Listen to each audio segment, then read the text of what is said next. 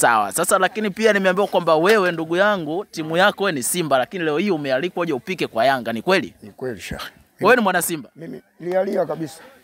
Bwana mpishi wa leo ni mwana Simba lialia kabisa, lakini amekuja kupika katika shughuli ya Yanga.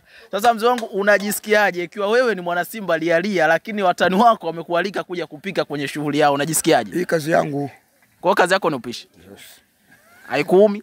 Atumaje Sheikh. Sinapata hela bwana hapa.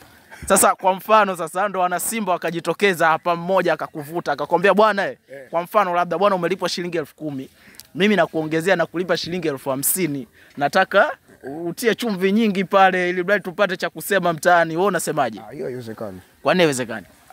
Hii kazi kwangu. Kwa wewe ni msaliti wa timu yako? Hiyo siwezi karibu kazi yangu kwa sababu ya 10,000. Kwa hiyo mzee wangu unasema kwamba hata shabiki wa Simba akatokea akakupa milioni leo ya uwezo ukaribu kazi yako? Siwezi nikaribu. Lakini vipi watani wako leo, unahisi kwamba watafanikiwa wao kujibu yale ambayo nyinyi mliyafanya juzi kwa kushinda goli 2 katika kilele chenu cha wana Simba? Ile si burudani, kwa nini wasiweze? Wanaweza. Okay, swali la kizushi.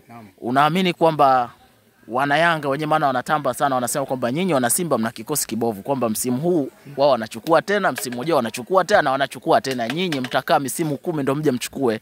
Maneno uwanjani Sheikh. Au sio? Sio mdomoni. Maneno uwanjani. Kwa hiyo unaamini kikosi chako kiko vizuri? Hakina tatizo Sheikh. Bwana Mwamba anasemaje? Hata mumpe hongo milioni 10 hatoweza kuharibu kazi yake kwa kuweka chumvi nyingi, kwa sababu ni mwana Simba na anapika katika sherehe ya Yanga.